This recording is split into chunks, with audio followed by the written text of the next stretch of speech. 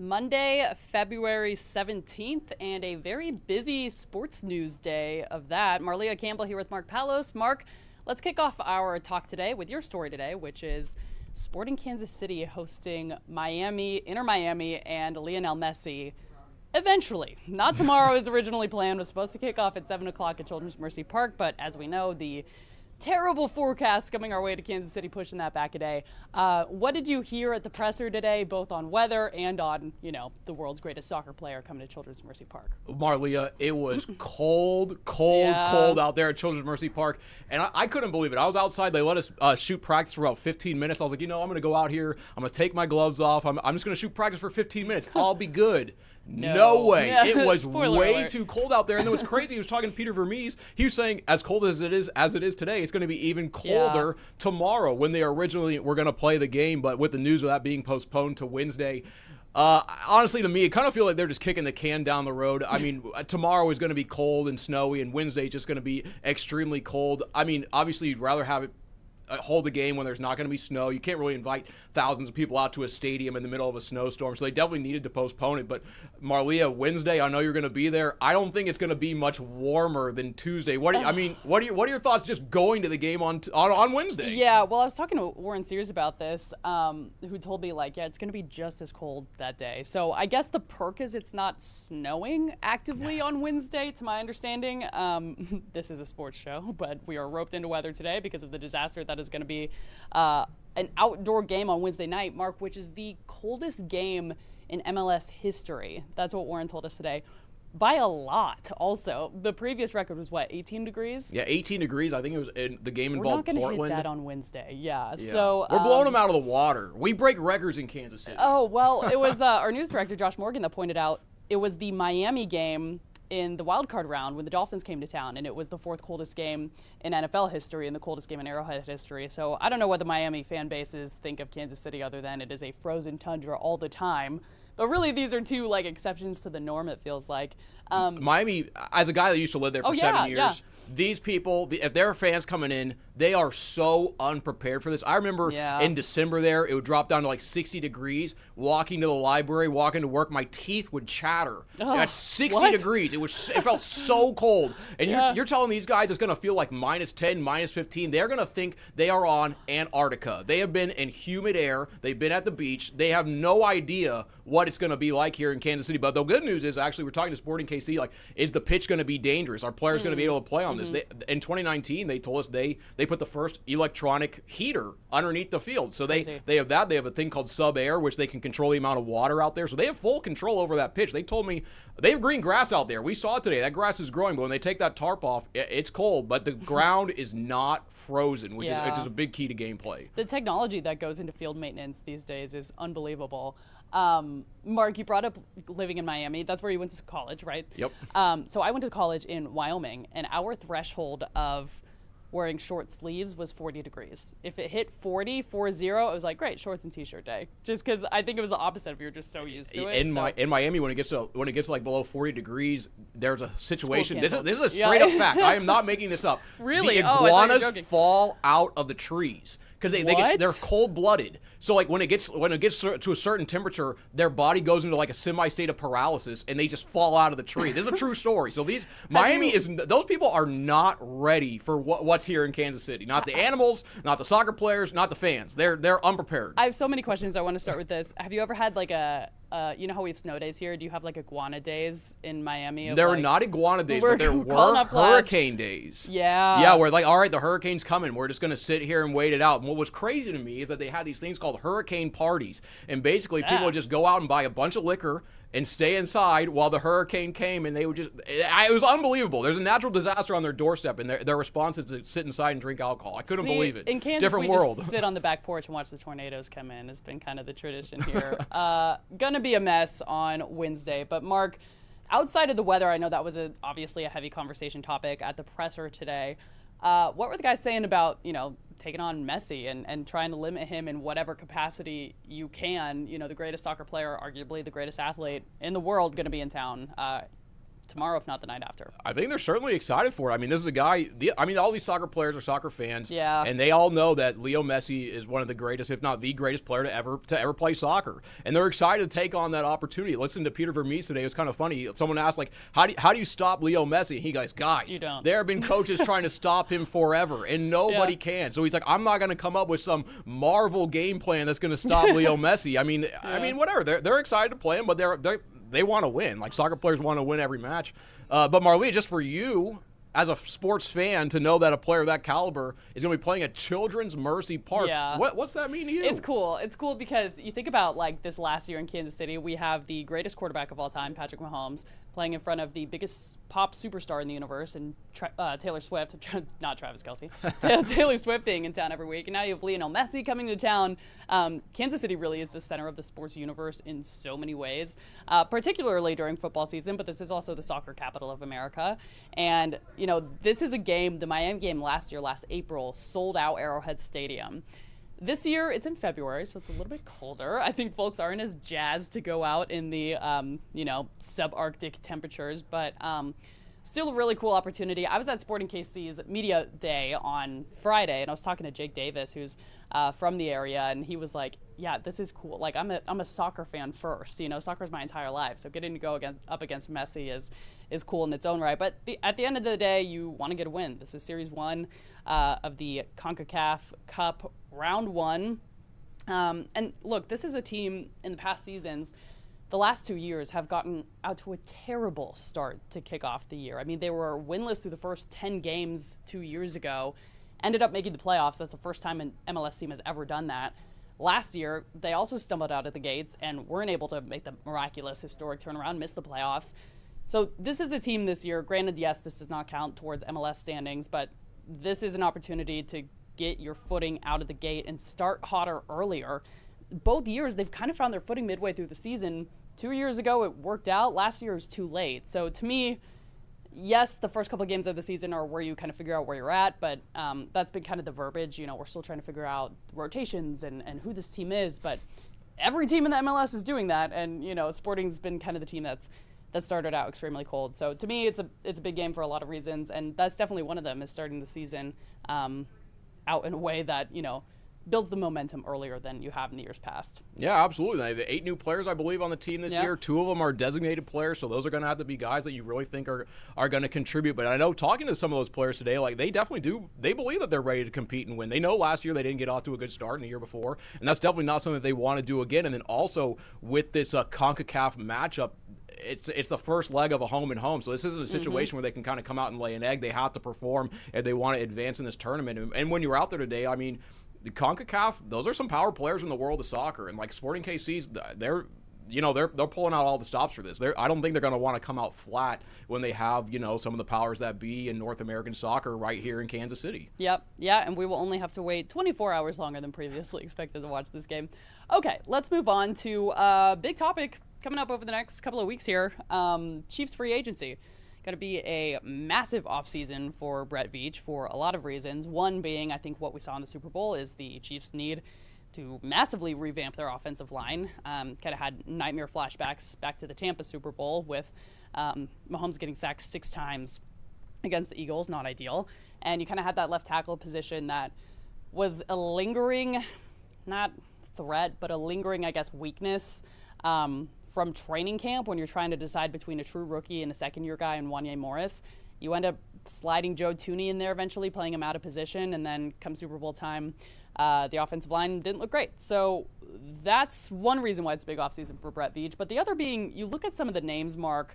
On defense. The unrestricted free agents, Derek Nottie, Mike Pinnell, Charles Omenihu, Nick Bolton, Justin Reed. I mean, the list goes on. And then we can hop to the wide receivers room. Pretty much all of them. Hollywood Brown, McCole Hardman, DeAndre Hopkins, Juju Smith-Schuster, Justin Watson, Jody Fortson. Okay, yeah, he's obviously not high on that list. Samaje Perine, Kareem Hunt, Trey Smith, a name that, Mark, before we started rolling, you were mentioning.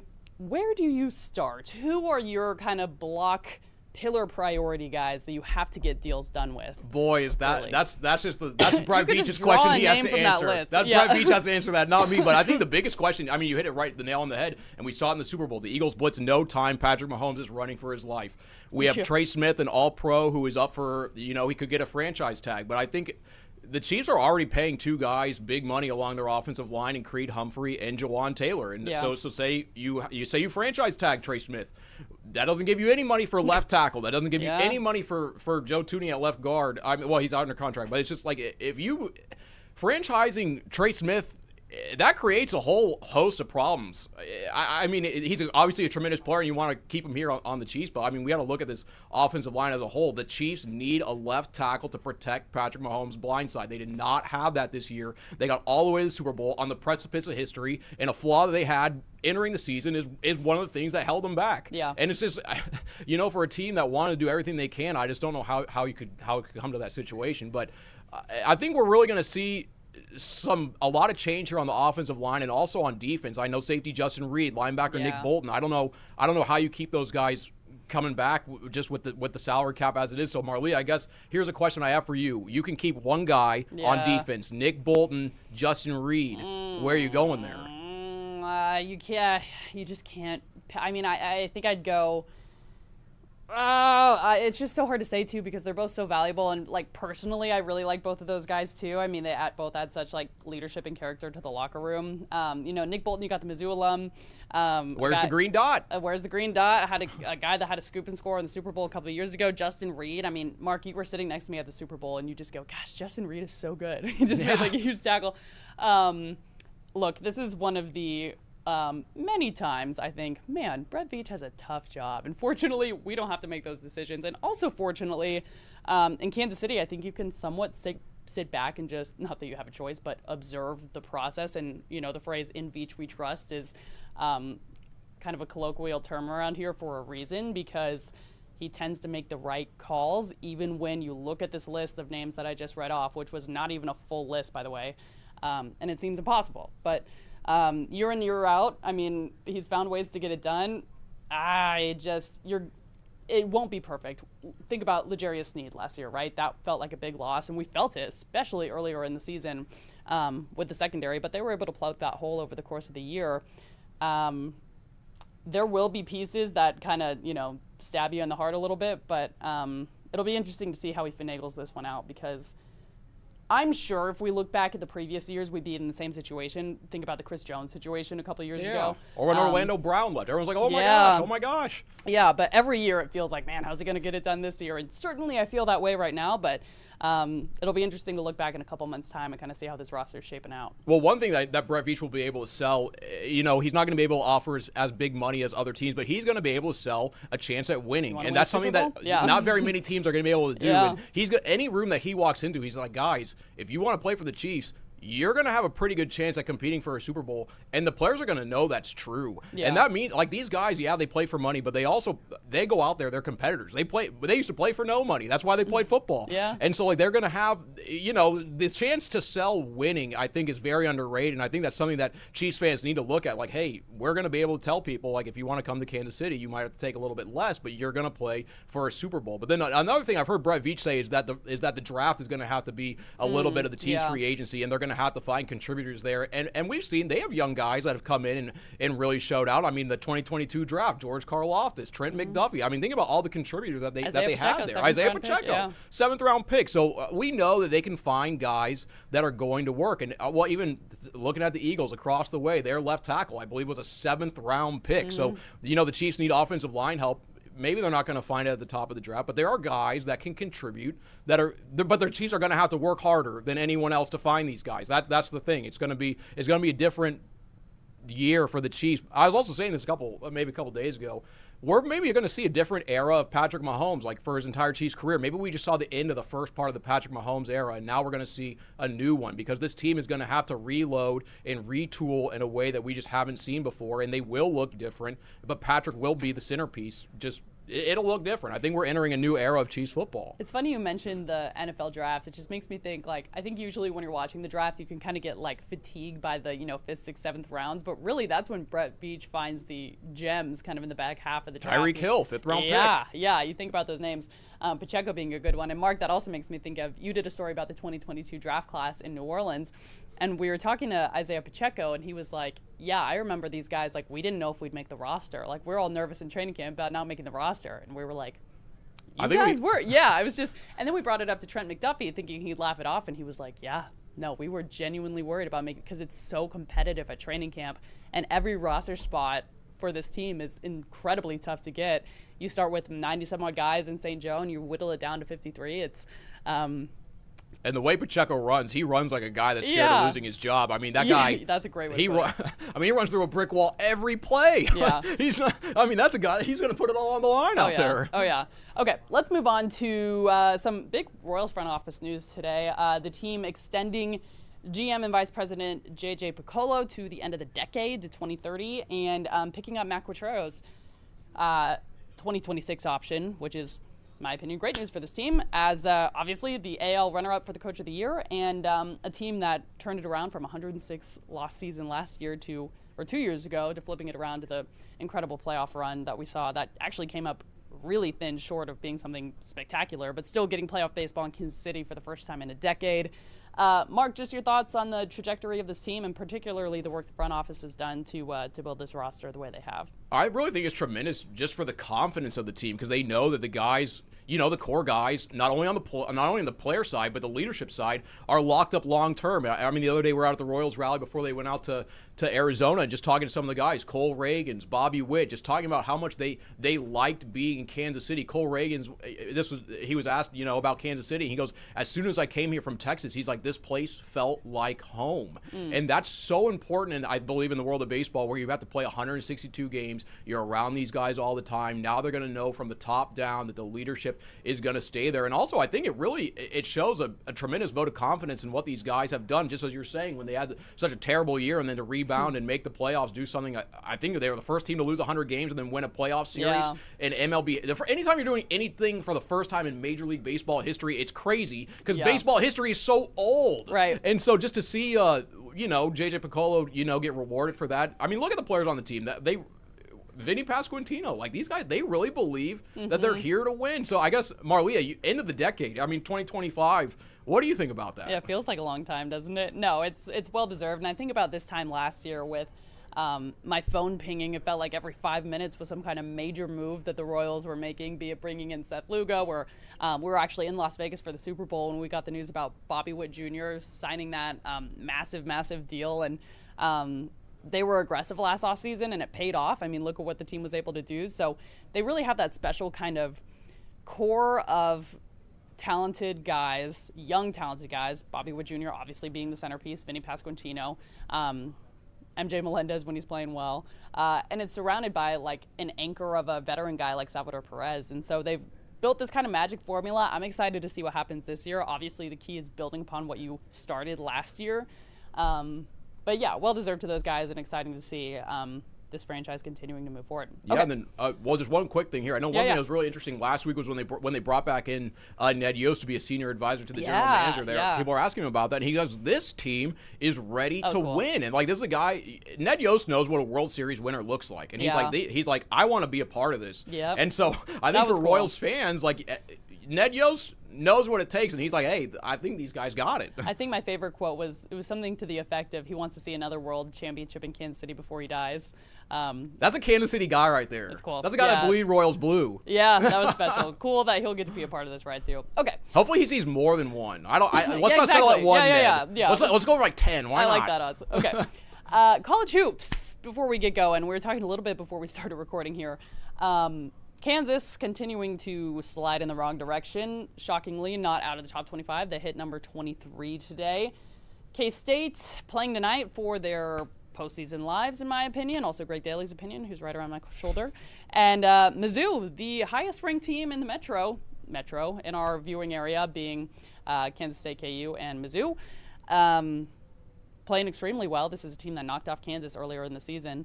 Mark, quick thoughts kind of around the men's college hoops side of how these teams are squaring off, and how many tournament teams do we get? Oh boy, how many tournament teams? I think we got to set the over/under at 2. Yeah. 1.5 maybe if KU keeps sliding. I mean, I think we got to start with Kansas Jayhawks. What's going on with these guys? 2 years in a row, preseason number 1, and they just come out and just absolutely just lay an egg. I mean, the only reason I don't know why they're ranked number 23 in the country. The only reason is their name is Kansas. They are ranked. If their name was Kansas State, there was no way they would be sniffing the rankings.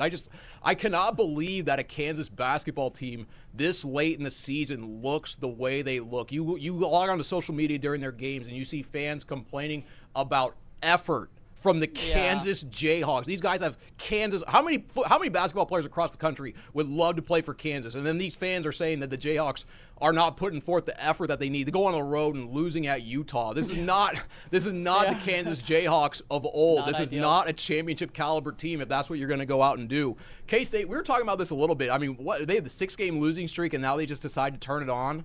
Yeah, peaking too late. Very odd season in Manhattan. Well, they do this a lot. They did this last year where they were absolutely atrocious through a lot of the non-conference and especially through the conference season, and then ramped it up down the final stretch about now. We're 3 weeks away from the conference tournament, and K-State's been on an upward climb here, taking out Oklahoma State, Iowa State, Arizona State, Kansas, Arizona, and falling to BYU, unfortunately, on Saturday. But 5 out of your last 6, and 3 of those teams are top 25.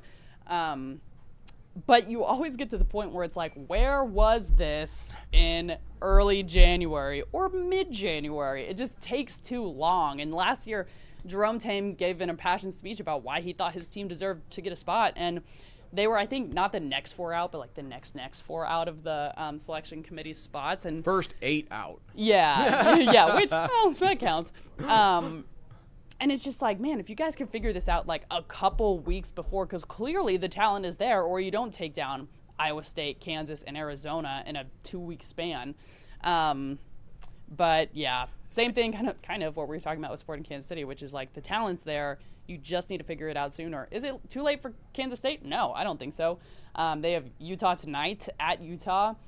Then you go hosting Arizona State, at UCF, hosting Colorado, at Cincinnati, and then hosting Iowa State. So you have one ranked team down the stretch here, and it's at your house on senior night. So certainly if they go on a run here and take 5 of your last 6, you just can't dig yourself a hole like you did. Yeah. Like, I mean, we all see the talent. We see what they can do. But it's just like when you dig yourself a hole, you have no one else to blame but yourself. Like, it is what it is. Like, if you don't want to be in the position, don't get in it. But they do. I think if this team can take 5 of their last 6, which I know that's a high climb, but again, 5 of those teams are unranked, and you make it to the semis of the Big 12 tournament, I think we're talking about a team that could slip into the big dance. But this again, is a long way removed, though, from Jerome Tang leaning back from a couple of years ago. Yeah. Coleman Hawkins. You don't have to answer that. Yeah, that was wild. And Lawrence, I could not believe that.